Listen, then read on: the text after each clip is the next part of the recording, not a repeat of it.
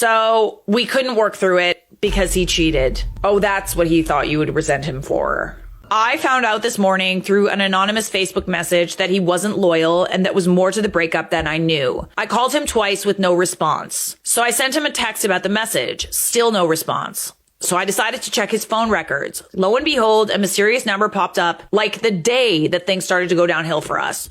Ooh. He called the number on nights I was working and texted it throughout the day. Soon after I saw that, I checked Find My iPhone. He got his first iPhone and I helped him set it up 2 weeks ago. His GPS showed at a random house near downtown that I know none of his friends lived at. Soon after that, he called me. He denied it all and was trying to be all supportive. The moment I said I had proof he was hiding things from his phone records, his entire demeanor changed. He specifically stated, "I didn't sleep with anyone." Which was odd since I never brought up cheating. As he was talking, I checked Find My iPhone again, and from a distance, it looked like he left wherever he was and called as soon as he was in the car. I asked where he was and he said driving.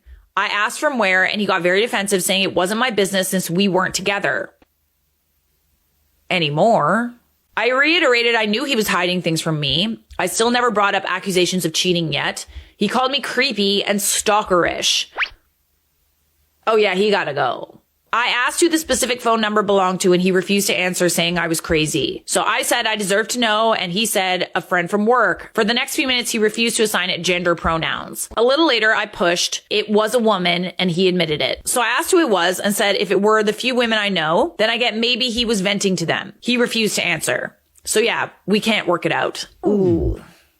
Also, prior to this, he was already acting like a hot and cold for the week after he left me on the day of my bridal shower, either acting like he didn't care one bit about me or that he wanted me back because his life was falling apart. Needless to say, I became more relieved that the relationship was over and was more mourning the fact that I was in the position I was in, canceling the wedding after a failed engagement. I realized he was very selfish and I took on every responsibility in wedding planning and our relationship while he had nothing to do but work and came home to play video games. For the record, I like video games, but only when I have the time. Basically, this was the icing on the cake, and any bit I had left hanging onto the relationship went right out the window. I honestly feel relieved. I don't feel sad.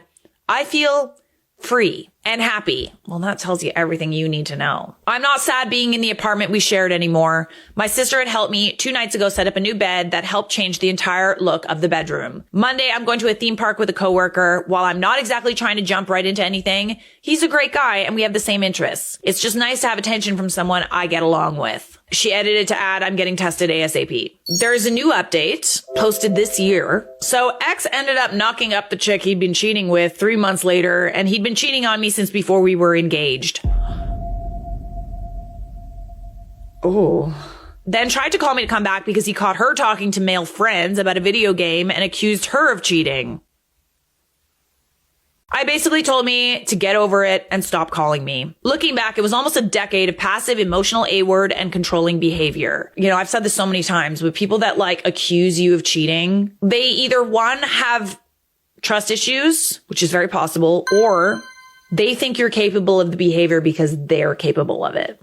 In other words, they're the ones cheating. He was breaking up with me to control me, etc. Things happening the way they did, leaving me the morning of my bridal shower, making me call everyone on both sides to tell them to not show up because he wouldn't respond, totaling my car, cheating. Oh yeah, the car totaling. Honestly, it was probably the only way I could easily flip a switch and move on. WTF was I thinking, because I'd been with him since I was basically a child still. It was the best thing that could have happened. It sucks it had to be so traumatic, but it was probably the only guaranteed way to end it. I've since been married and divorced, separated a year after marriage, divorced about 6 months later, met a guy a year after the original post happened who was basically my ex's opposite and was seemingly out of his league. He was perfect until the day after we got married, and it was like something flipped. Looking back, there was zero signs. Later, I caught him spending tons of money on OF. Oh, man, you just got luck with guys, babe. Messaging random OF models on Twitter all day in DMs and replies, and ended up having an emotional affair with a chick he met on WoW and convinced me to be friends with. We can't talk about the rest of the things that are in this paragraph, but let's just say OP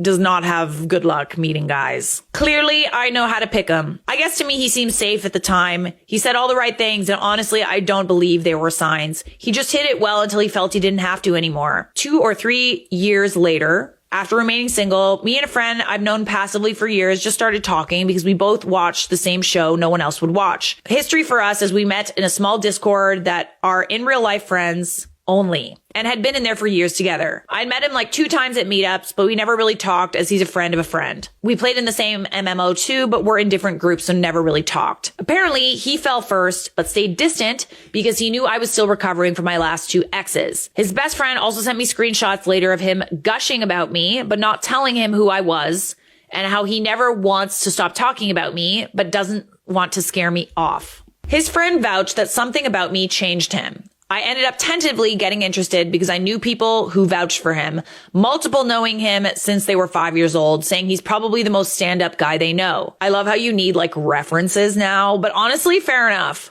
They said he's very reserved, almost robotic in terms of emotions, but will do anything for anyone without being asked or expecting anything just because it's right. And never fibbing or lying or hiding things because he just didn't understand why. His best friend jokes he probably has a sprinkle of tism. He's had 2 exes on like 10 years and is happy alone and has never talked about them and only said that it just didn't work out versus calling them crazy or B words. Long story short, I moved across the country for him and he's the best person I know. We have a child. Yay! And he's the most supportive and loving partner and father.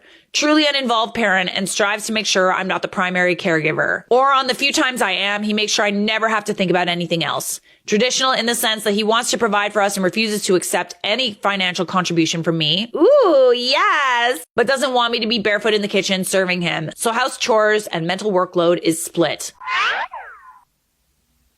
Okay, I kind of love that. Like, not kind of, like I really love that for you, babes. If I had to go through my 2 exes again, knowing I'd meet him, I'd do it a million times over. He's genuinely my best friend, making me laugh constantly, takes interest in things I like, and is the best person I ever could have imagined for me. I love a happy ending. I think this just goes to show that, like, if you're going through a really relationship, just know that, like, not every relationship is like that. It just might be leading you to the right person.